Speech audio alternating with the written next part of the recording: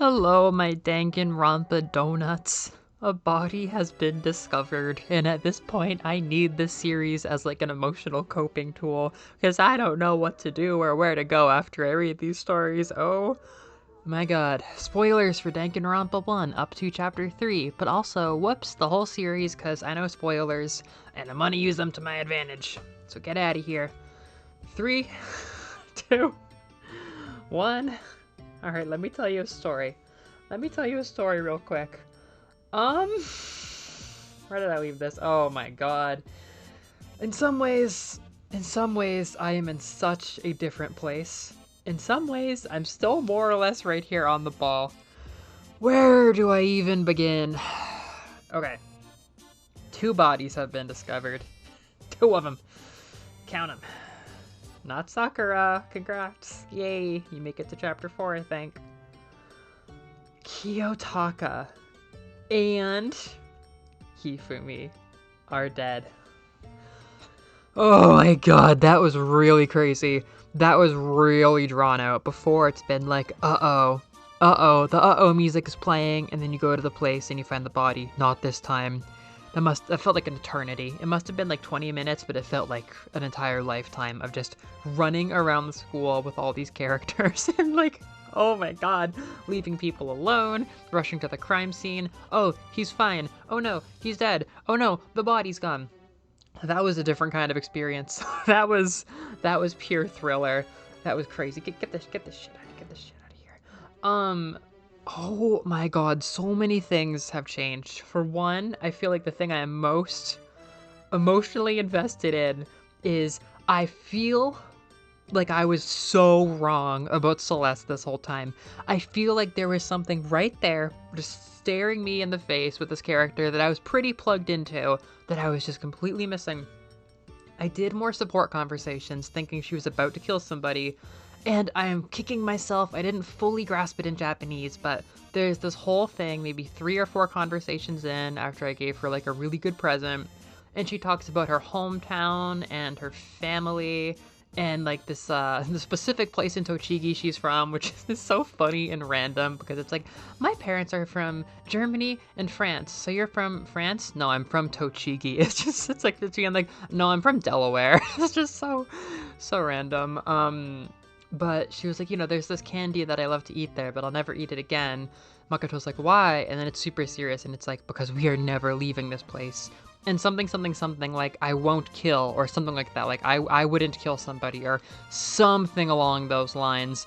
And I'm realizing, of course, it's Celestia von Ludenberg. Like, she could be playing mind games. There is still a tab open in my brain before I do the investigation, where she could be playing like her ultimate mind game here. But at this point, god damn it, she has got me, and I am really not sure anymore. Why has she been consistently, and I replayed some of the beginning, so it's fresh in my mind, why has she been saying, we're gonna be here forever, be more adaptable, be here forever? What if she doesn't want to kill people? Like, it wouldn't make sense because I think she said that she got some people killed in Mahjong once or something like that.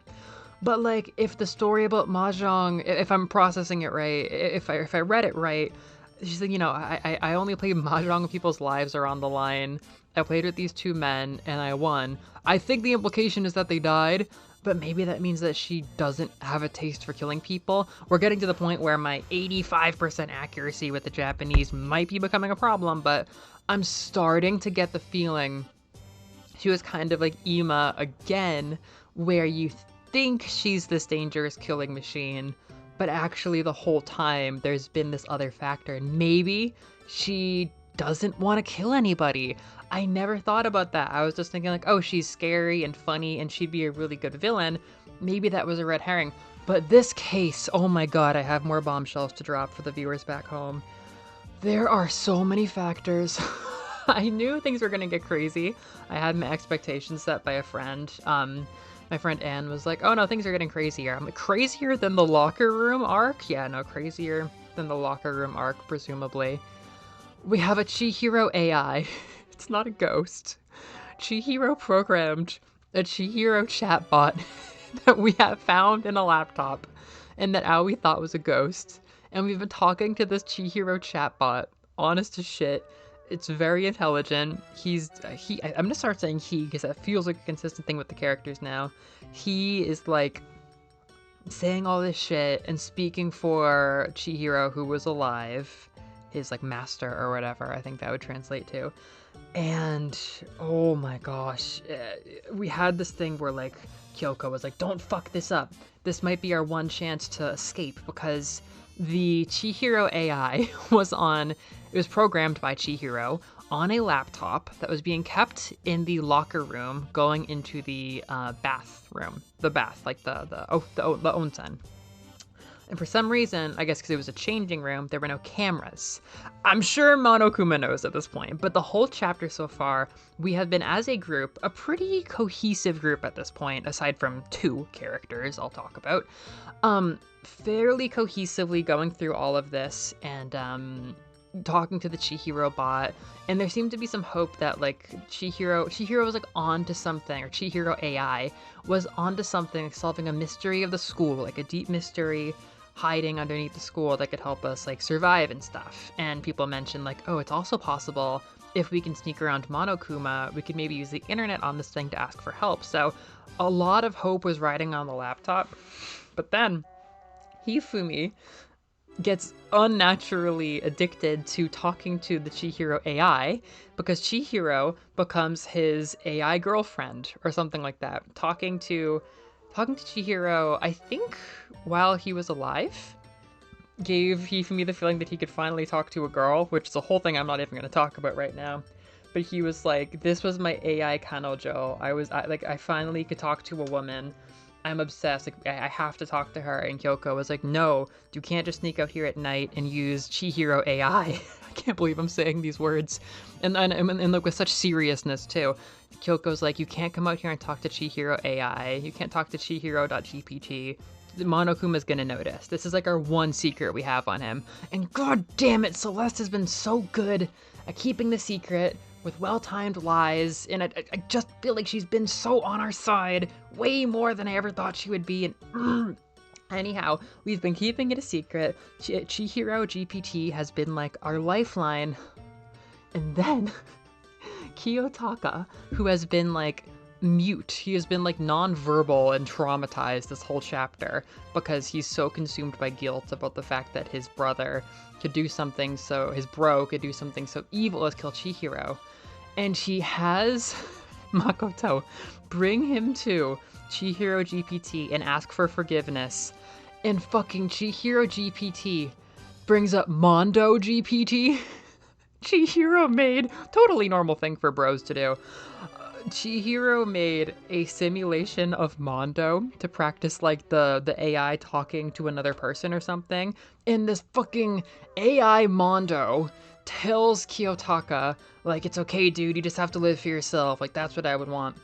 And Kiyotaka literally goes Super Saiyan. He literally goes like a Super Saiyan transformation. Now he's talking like a gangster. He's acting like an asshole. And he's just like off the rails. Like, I'm only living for myself now. Like, he's just being so abrasive and rude. And he is obsessed, just like Hifumi, with the stupid fucking chatbot. Even though this is written like over a decade ago, this chapter has been dedicated to these 2 traumatized, maladjusted men getting addicted to talking to an AI chat girl. And oh my god. AI chat femboy. This is ridiculous. This is completely crazy, but they both ended up dead. Things were getting so bad. They were both like, I need the laptop. I need to talk to Chihiro GPT for my sanity. And then one night it just disappears and they're at each other's throat. It's like, you stole Chihiro GPT. You stole Chihiro GPT. It's just going absolutely off the walls. And in the morning, it goes down. And we are with Aoi and Sakura and Kyoko. And that's all good and fun and nice. And then we find out things are weird and we start running around the school and we find Celeste has been beaten with a hammer. And this is where my heart starts to break because I was so invested in her as this like fucked up villain. And then she starts dropping these like very personable, very humble, like real sprites and lines, and it's like, oh no, no, no, no, no. It's all starting to, the walls are closing in on me. It's like, it doesn't seem like she wants to actually hurt anybody, and she's just being an asshole, but she's actually been so cooperative the whole time, and now she's been hurt, and moreover, Hifumi was beaten worse and taken away, and he was bleeding. He wasn't dead, but he was bleeding, and we got to talk to him, and fucking, they're like a weird thing. This thing came and attacked us. What do you mean thing? The friggin' digital camera from the beginning of the chapter, which Celeste had on her person. I'm not gonna say that's suspicious. We know she had it on her person. She got a picture of a fucking cosplay mecha called the Robo of Justice, which is the most Kiyotaka thing ever, taking away Hifumi, and every time somebody got attacked, he would bonk them with something called the Hammer of Justice, number 1, 2, 3, and then there was 4. Celeste got hit with keep up with me. Celeste got hit with Hammer of Justice number 1, which was the smallest and didn't seem to draw blood. Hifumi got hit pretty hard to the point where there was blood with Hammer of Justice number 2. We leave him alone, we come back, he's been killed by Hammer of Justice number 3. But then we go to another room, and Kiyotaka has been killed by Hammer of Justice number 4. The Hammer of Justice is always left at the crime scene for some reason. And brother, I mean, the characters are just running everywhere. We end up roping in Toko/Sho and Togami, who have kind of separated from the group as a separate together, not together, separate but separate. Are they friends? Are they not friends? I don't know. Those girls are actually pretty maladjusted to still be hanging around him, because he literally framed them for murder. He literally said that if they had been killed, it would have been doing him a favor during all of this. Anyhow, they're running around. We're running around with Aoi, Sakura, and Celeste. Kyoko vanished pretty early into all of this. Well, she initially was searching for the bodies, but we have not seen her yet. We have not seen her with any of the hammers. Frankly, the smartest, bravest person has been Celeste, which is fucking with me. But we haven't seen Kyoko. I know she didn't do it, but Togami is starting to plant the seeds of doubt, because the only people we did not see during this whole thing were Kiyotaka till he was dead, fortune-telling guy who's become more of a character who I like more, and Kyoko. I'm not moving her. She's not dying in this chapter. She's not involved with a crime. It's just very suspicious. So going into this, I was thinking, like, you know what? I'm pretty confident at this point. Like, Celeste, if she's gonna make a move, would probably try to frame Kyoko. Because if you can get Kyoko out of the picture, nobody's smart enough to solve this murder. The only issue is Togami is also here. And now Togami is trying to frame Kyoko and making that an issue, which again is smart, because if you can shake people's faith in the detective, the mysterious detective, you could possibly get away with things. So that's smart, but right now, I just can't come up with any theory except that the Kiyotaka themed robot killed Hifumi and then himself. I feel pretty confident in this. I'm so confused, but the way that he was basically warping around the place. Oh, and by the way, the bodies disappeared. The bodies disappeared. So at this point, I'm like, break glass in case of emergency. I think the time machine is involved. At the beginning of the chapter, they pointed to the mysterious thing, and Monokuma joked it was a time machine that sends you 1 minute into the past. Then he's like, nope, it's just a big air purifier. I don't know. Kiyotaka had almost nothing to do in the chapter before he went Super Saiyan, except say, oh my god, I want to use that to go back and fix my pasts. If that actually is a time machine that sends you back a minute or two, that's kind of all he would need to fuck with everybody. I can't explain the missing bodies. But I do believe that if he fucked with the time machine, he might have been able to make this whole robot of justice thing, kill Hifumi and then himself. So I am going on the assumption that friggin' fortune-telling guy didn't randomly decide to kill these two, because that is just so...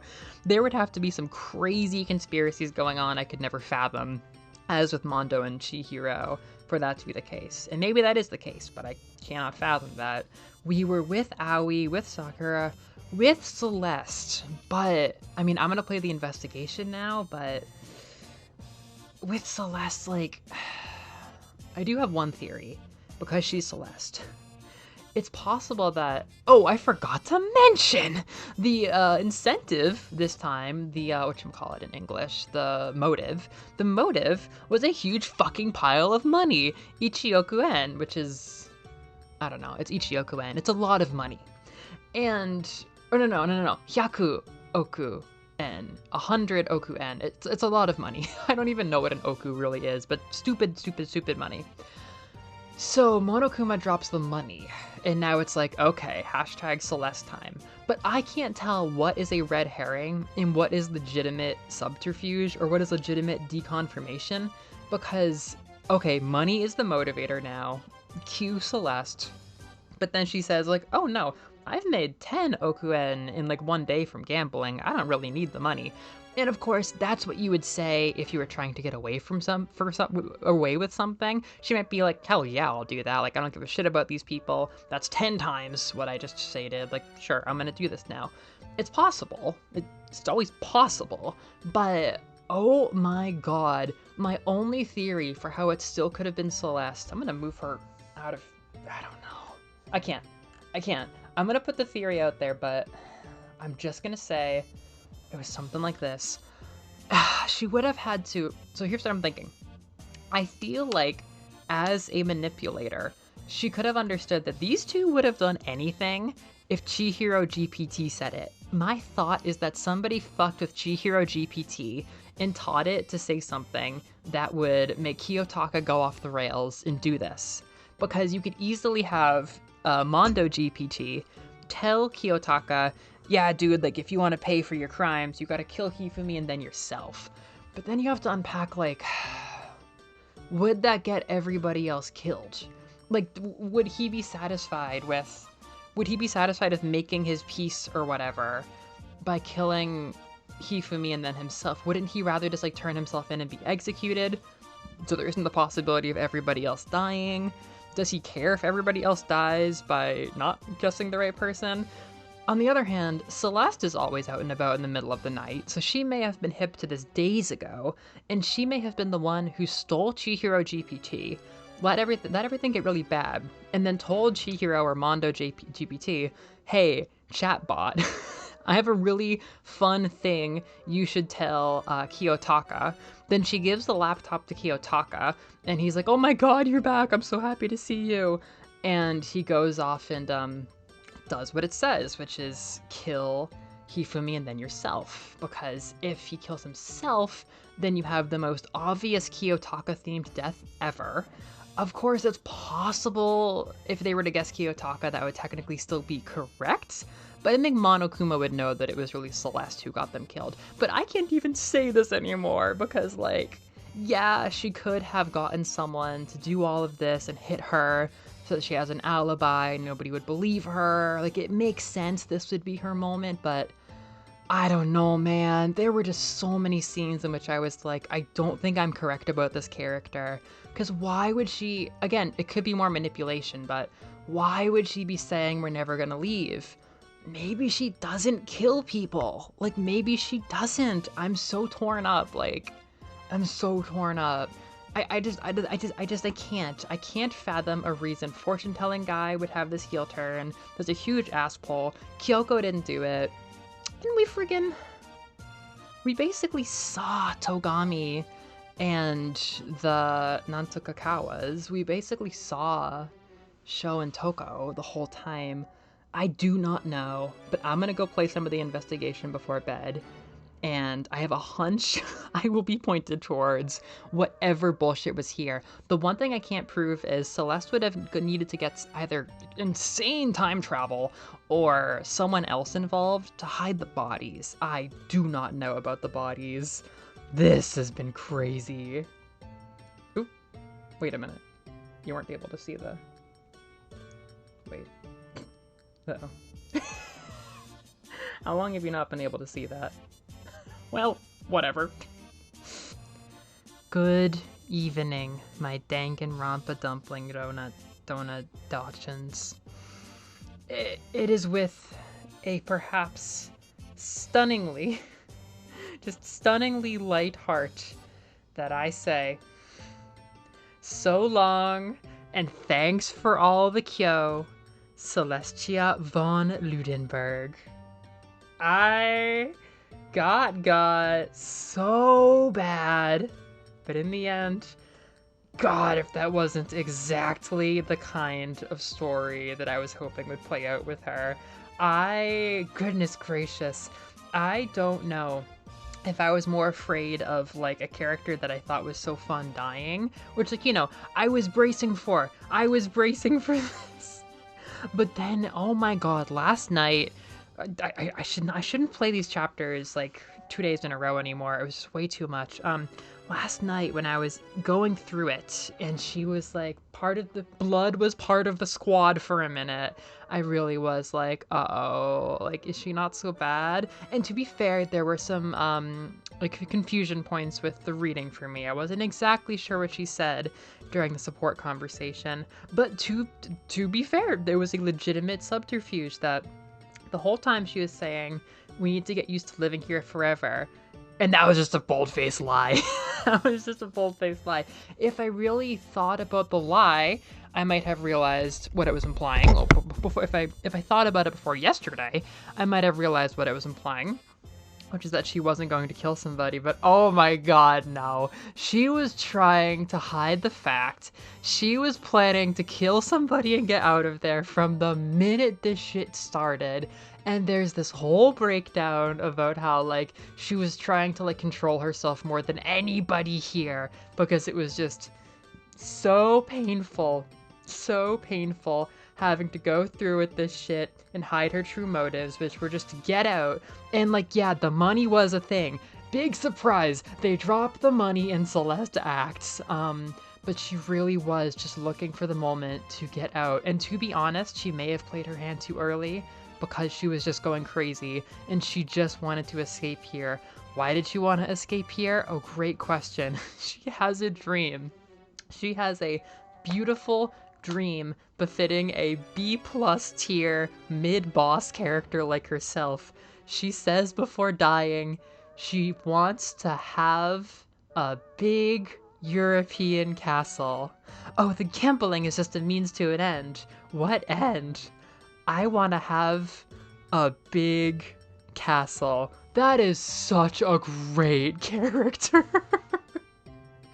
I can't. I'm always saying, like, oh my God, like, every piece of 100 line is so well crafted to fit the story. I'm always praising that, like, I don't know, like, thoughtfulness, like, behind, like, every little piece falling into place. She in Danganronpa, like, 10 years earlier, or even earlier than that, was just such a good example of what I'm talking about, where she was the perfect mid-game villain. She was so funny to follow.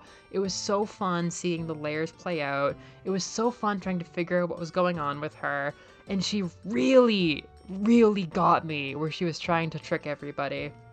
Oh my goodness. Well played. So long, and thanks for all the kyo. That was wonderful. That she really, I mean, I'll probably talk about it more in the future, but she was such a fun thing to follow the whole time that I really do think she helped get me into Danganronpa. Like, it's less like fondness for the character and more like, man, like, you were just like the perfect thing to make me invested, or you're the perfect like machine part to follow, because now without her we have a just much more cohesive, much more like human, much more like top tier kind of like, it's no surprise these guys are still alive kind of group remaining. And goodness, it is a different story. It really feels like I'm in the late game now, which is just really just kind of crazy, huh? But yeah, to summarize the friggin' case, which I will admit got really boring at some points. Like, the class trial was just about as long as chapter 2, but I just think they had far less going on. I mean, they didn't have like the show reveal and everything like that.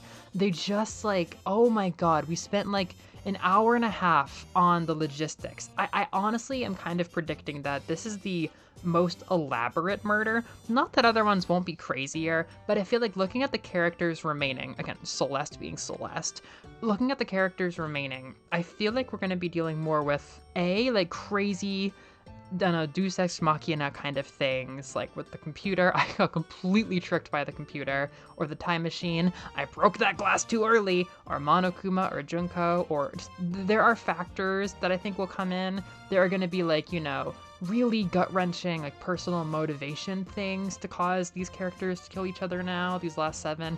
I think it's going to be more that, and less just like a crazy elaborate murder. Because this was so stupidly elaborate and yet so mundane. It was really just Celesting.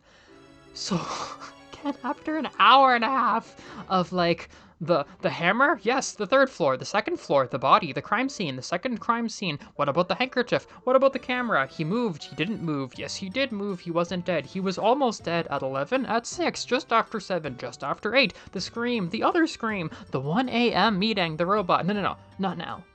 We're not talking about the robot. The hammer, the bully, the little pull card, the blood stain, just, oh my god. It's like, let's go over everything from the beginning. No, let's fucking not, because, oh my god. The accomplice?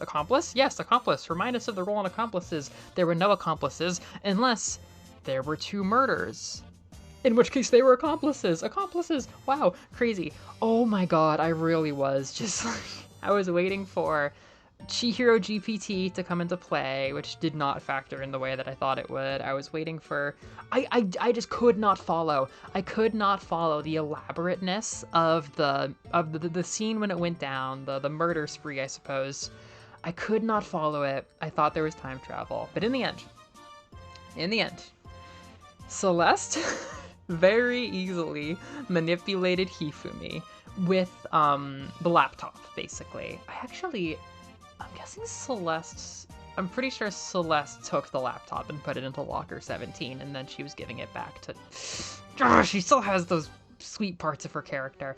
I think Celeste took the laptop, put it into a different locker, and locked it, probably her locker or something like that.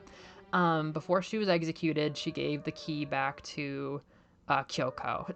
I love their bond. Those two, any scene with them was so exciting. I was excited for her to kill Kyoko, but now I realize she was too mid-boss material for that. She was too mid-boss material. Still exciting seeing them have battles of wits. Didn't quite get enough of that, but she had a very apt amount of respect for Kyoko. She gives Kyoko the key and is like, this meant a kind of hope to you guys. Like, this thing, yes, I did use this to manipulate them.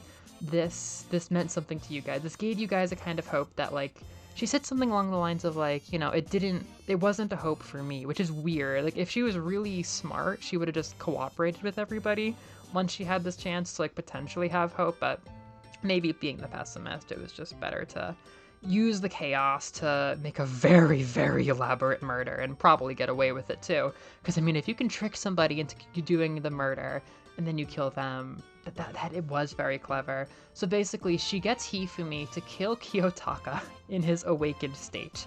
So Kiyotaka just gets kind of killed like a little bitch, honestly. He just gets killed. There's nothing to it. I mean, I didn't see anything about him wanting to kill Hifumi over the laptop battle or anything like that. I think she just kind of got Hifumi going and was like, all right, Hifumi, kill. And if only it ended there. They made the robot costume, which in hindsight is a really good combination of their two skill sets, like, fashion / cosplay and, well, cosplay, I guess, and otaku stuff with Hifumi. It's a pretty good ultimate technique. If there ever had to be an ultimate technique combining Celeste and Hifumi's powers, which is just, as Celeste said, like, why would someone like me be entangled with someone like that freaky hentai? Like, she had so many cards to play to just make everybody doubt themselves. Yeah, she really just kind of came in and took out the trash, frankly.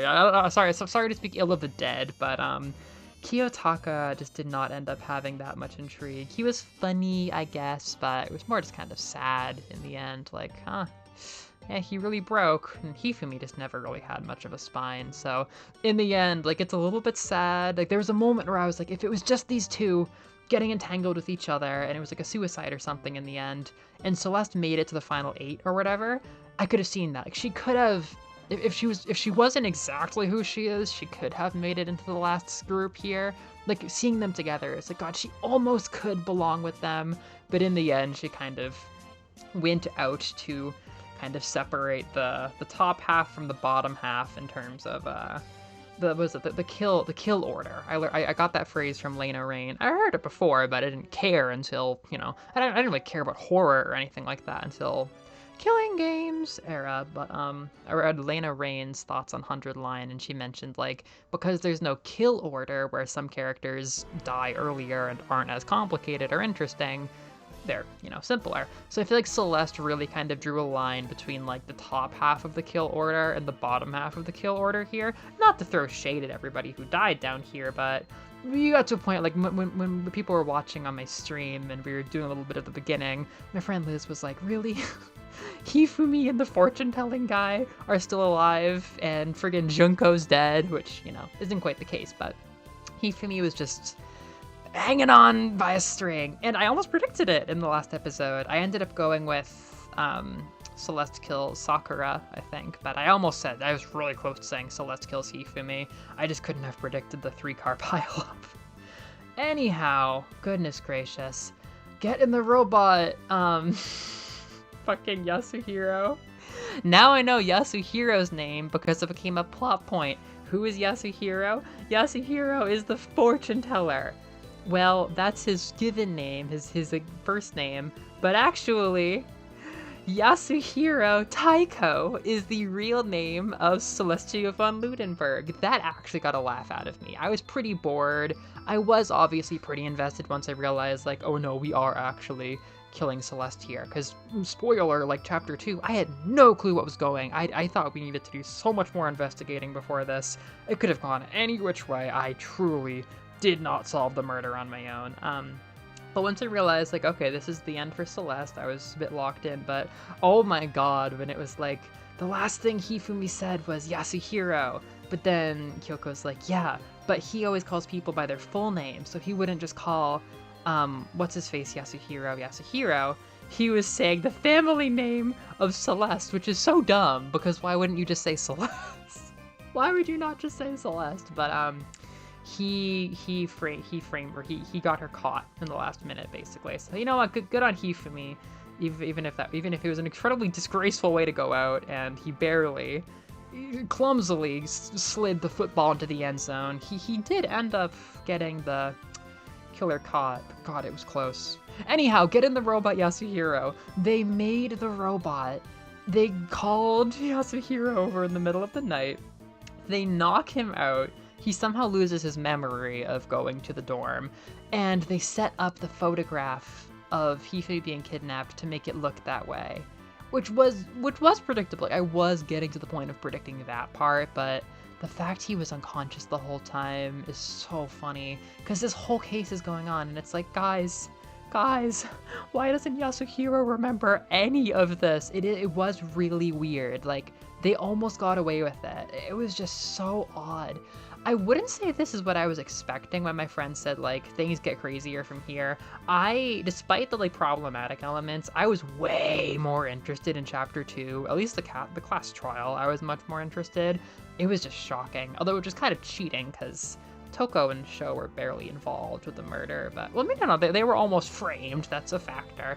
I don't know, I just thought that was way juicier. This was fucking dry. Upstairs, 2nd floor, 3rd floor, Hifumi moved. How did he move? I don't know, he moved on his own. Hammer, cart, hammer, I don't know, robot, I don't know. I said, oh my god, so many minute details.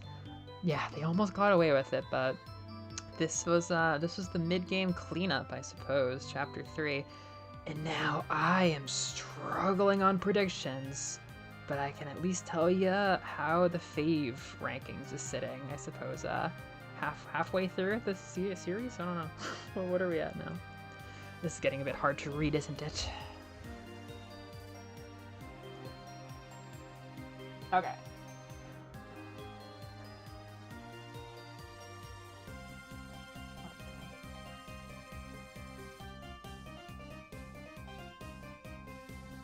Okay.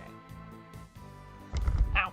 So Makoto hasn't changed much. He is still sitting at, what is it, like 5.5? I think he's 5.5. Kyoko took a tiny bit of a dip just because, I don't know, like, I like her. I know she's gonna end up being my favorite character, but, like, she kind of needs to do something. And the more time goes on, probably my least favorite part of the trans stuff with Chapter 2 was the fact that Kyoko was like, I have something I need to show you, and like made somebody fondle fucking Chihiro's dick. It was just like, you didn't have to do that. I said in my video, you could have just gone to Chihiro's room, or I mean, okay, so the student notebook was gone. Maybe the room was locked, but like, you could have just gone to the room, and there were two different things in the room that are different from boy dorms and girl dorms. I know Chihiro would have had a boy dorm.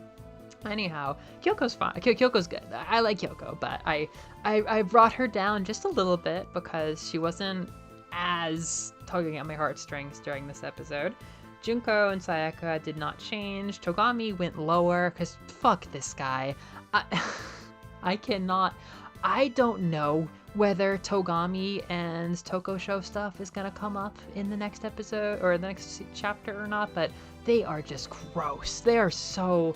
I cannot believe that the Toko and Sho are still hanging around him. It's just, oh my god, it's just so sad. It's just, Jesus Christ, the more those poor girls put into this guy, it's just, everything about them is weird. Those three are just kind of their own separate thing now. It's just so weird. Kiyotaka I brought down. Like, at first I was like, yeah, he's funny, but I don't know, I feel like he peaked a couple chapters ago. I actually kind of found his Super Saiyan transformation just, like, kind of annoying. Like, it was really funny at first, but his personality was just so over the top. Like, I guess it was a burn bright, burn quickly kind of thing, but I don't know, it kind of annoyed me. I wasn't as fond of it as I was his original, like, kind of, like, hapless personality. I will say I miss him, though. It was sad. A few times I saw his corpse, like, in the middle of all the chaos, where he was never the biggest factor, and I was like, oh, he's really dead.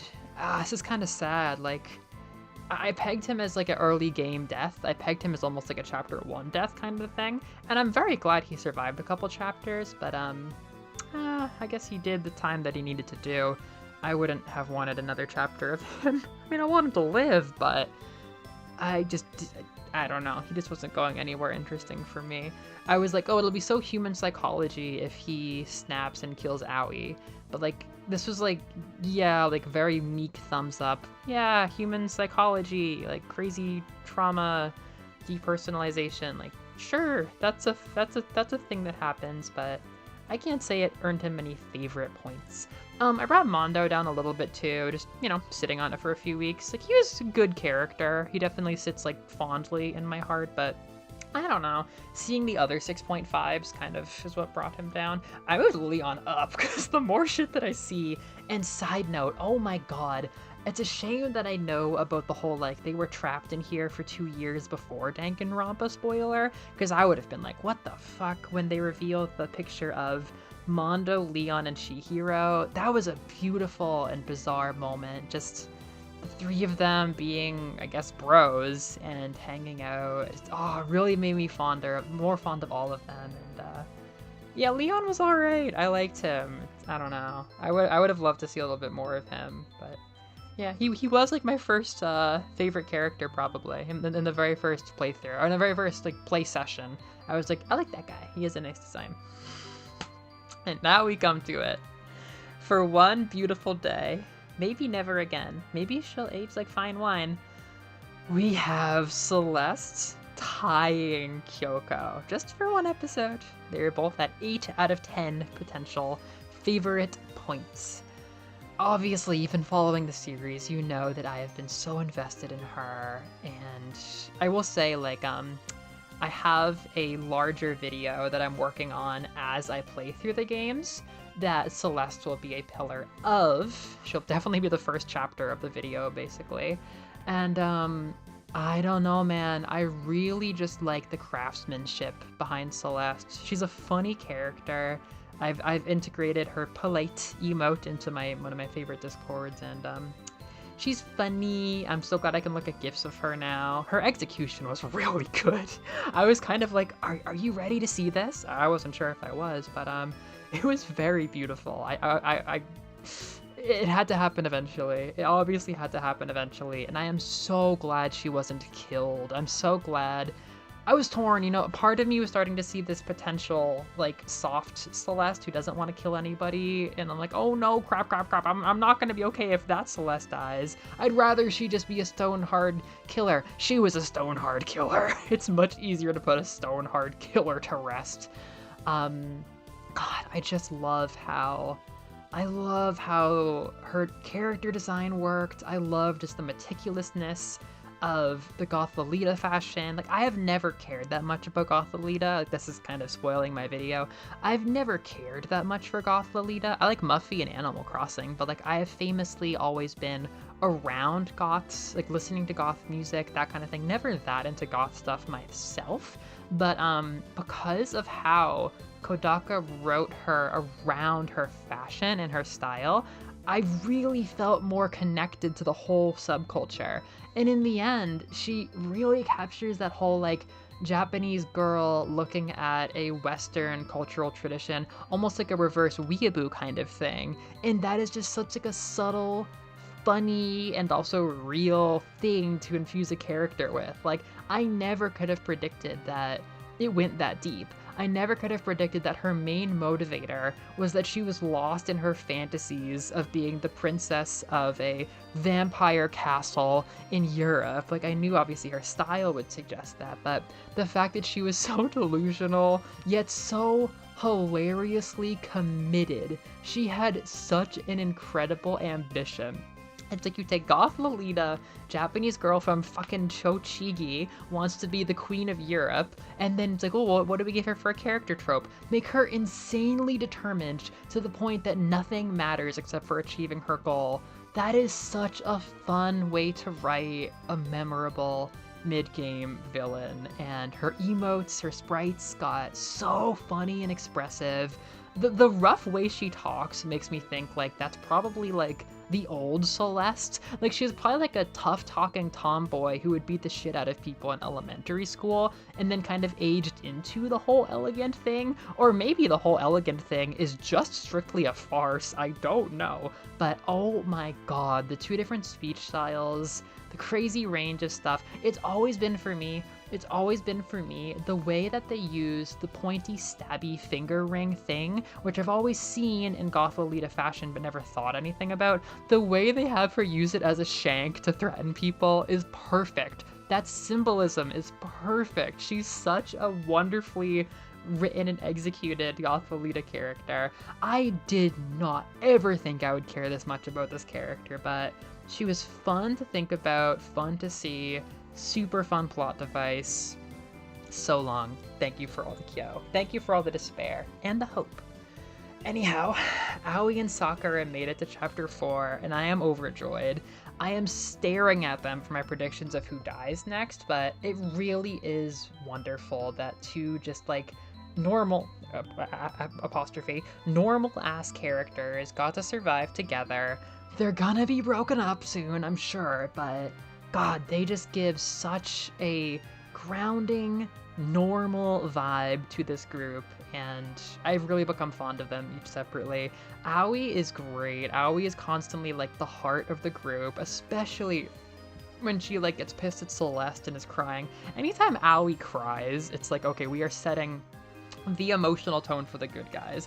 And Sakura has just been such a stand-up character. Like, I feel very reassured by her presence. I like that she got to be a little bit more physical in this chapter, and like she was kind of protecting Kyoko during the laptop thing, where like I think Kiyotaka and Hifumi were getting a bit handsy about the laptop, and Sakura's like, oh, you want to come take the laptop? But she's just been so unflinchingly just like devoted to her friends, and I really, really like her. And I'm also starting to become much more fond of her from like a body image thing, because like I never look at her and think she looks like a man. She just looks like Sakura, which to me is such a kind of definitely unintentional triumph for character designs, because like she's not trans, but she looks like a trans woman. So for me, just speaking in terms of body types, like, it is just nice. It is just, I'm sure there's some sussy iffiness with Kodaka's intentions, but for me, just looking at the character design, I feel very like reassured when I see her design. I like her design. I think she's very cool, and I've come to like her. So now Yasuhiro has his name, but he has to be Junior because the better Yasuhiro is dead, God rest her soul. Yasuhiro Jr., I have allowed up to 5, and I think he's going to keep growing. I actually kind of knew that he was going to become a little bit more of a thing, partially because Moose left a comment that was like, he's just been vibing, which I read as, he will eventually do something besides vibe. And honestly, there's this funny video which is called like how Kyoko solves cases in Danganronpa, where it's like a sprite edit over a Caleb City document, crime scene detective skit kind of parody thing. I watched that video like 10 times when it dropped, and in that one, Makoto and Kyoko are solving a case, and the guy on the phone calling them is Yasuhiro. The person who made the edit made Yasuhiro be like the other cop on the line, and something about it felt so natural that even before he stepped up to become kind of like a quote leader after Kiyotaka, I was like, yeah, I see that happening. So I don't know for sure if and when he's gonna die, but I'm kind of settling into him being an actual like good guy part of the gang now.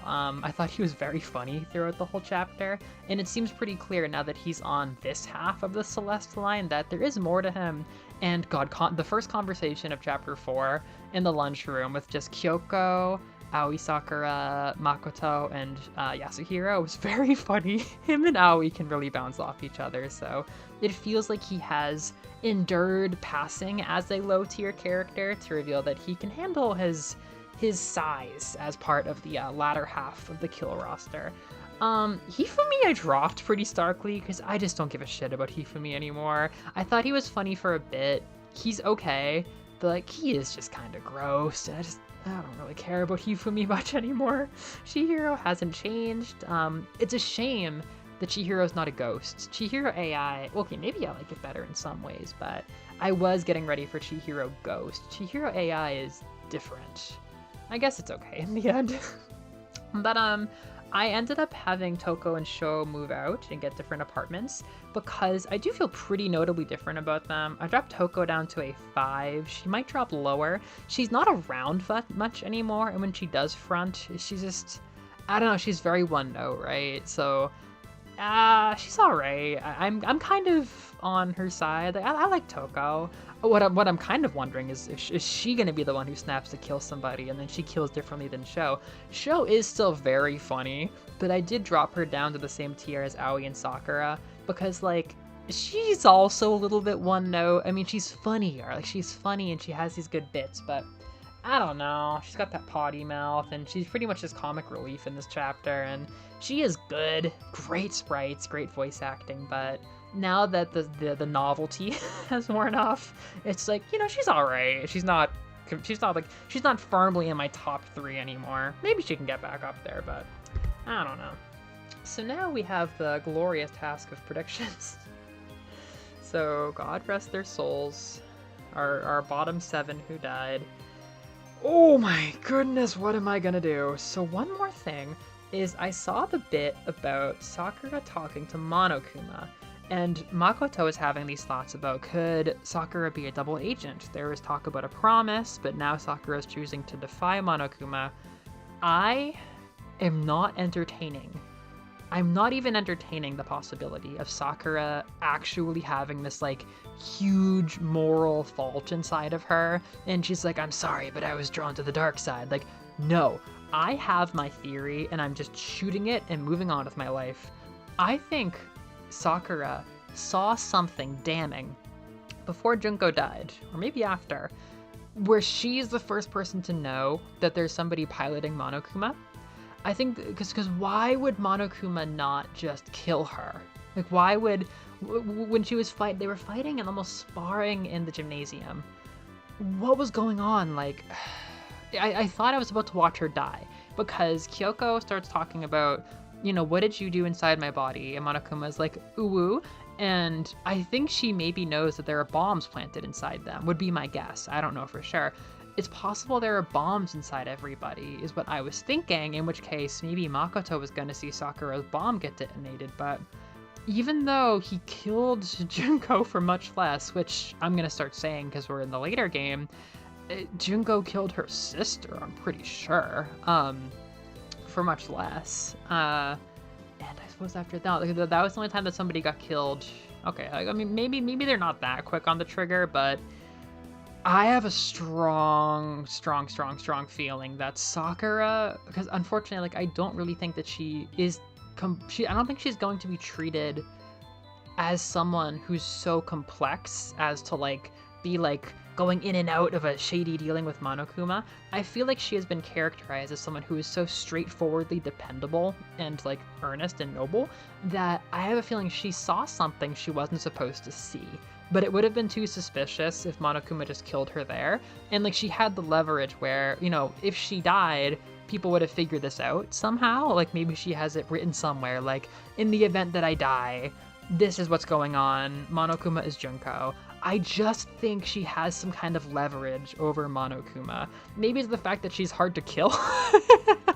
Maybe it's the fact that she's hard to kill, but I don't know why there would have been a promise. So, like, before even doubting Sakura for a minute, I think that she has leverage and made a promise, which is like, I won't, you know, get myself killed by revealing the truth to everybody and destroying this whole farce.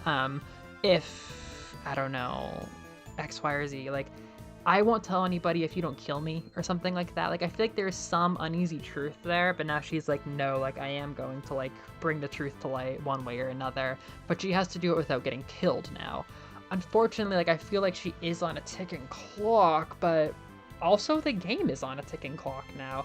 We only have 2 more normal chapters and then the last chapter, and I'm hard convinced that, for better or worse, Togami and Makoto survived this. But what happens with the other chapters is... look at these characters, like, Aoi, Sakura, Yasuhiro, and Toko, and Sho, it's just... and Kyoko, like, none of them are gonna kill somebody. Like, it feels like this Sakura thing is gonna come into play sooner than later, so... It's weird. So there's the Sakura Monokuma promise thing, and then there's just, you know, Toko and Sho and Togami being crazy. But the thing is, like, the only way I can picture something changing and shifting to resolution with Toko and Sho is, okay, here's one idea. I think Toko as a killer is a possibility. I think Toko is one of the only people who would kill. Sho knows damn well that, you know, she said it in chapter 4. If I were to kill, I would have a method, so I'm innocent. I completely believe she's innocent. However, Sho is very fixated on making fun of Aoi and how big her boobs are. And I wonder if Toko herself doesn't have a similar beef with Aoi, because Aoi is kind of like the hot one. She keeps getting sexualized and whitewashed and shit like that in different scenes. I think it's possible that, I kind of predicted this before actually, Toko kills somebody just because she's just kind of losing it, and, like, you know, she's obviously not in a good place if she's freaking out over Togami, socially isolated, and has to deal with the fact that, like, she's just totally out in the open about Sho. I think this is something I could see potentially happening, but realistically, I don't know, dude. I do not think that Yasuhiro is going to kill anybody. In fact, again, based on that meme, if there's any idea of Kyoko, Makoto, and Yasuhiro solving a murder together, then I feel like Yasuhiro is going to be here to solve things in chapter 4, in which case, I guess it comes down to these guys, because Toko, Sho killing Togami makes a lot of sense, but I don't think anybody's going to kill Togami because, I know, spoilers, sadly. And I unfortunately feel like Togami is in the absolute highest tier of any potential kill order, sadly enough. Like, I feel like it's possible he's in, like, the very, very last class trial, which is not how I feel about Aoi, Sakura, or Yasuhiro necessarily. Of course, I don't feel that way about Toko and Sho, but The thing is, somebody has to be here with them in my mind. Like, how does this game end? Does it just go totally off the rails? I know one bit of like an endgame spoiler, but it's so out of context that it gets really hard to say. I feel like Sakura or Aoi are dying in this chapter, but what exactly is it? I don't think it's Sho. I don't think it's Yasuhiro. It's not Togami or Kyoko.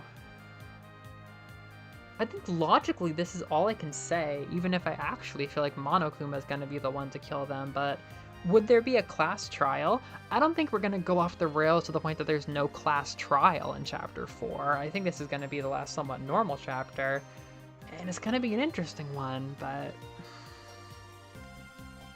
oh my goodness, I don't have much confidence, but I think I just have to ship this.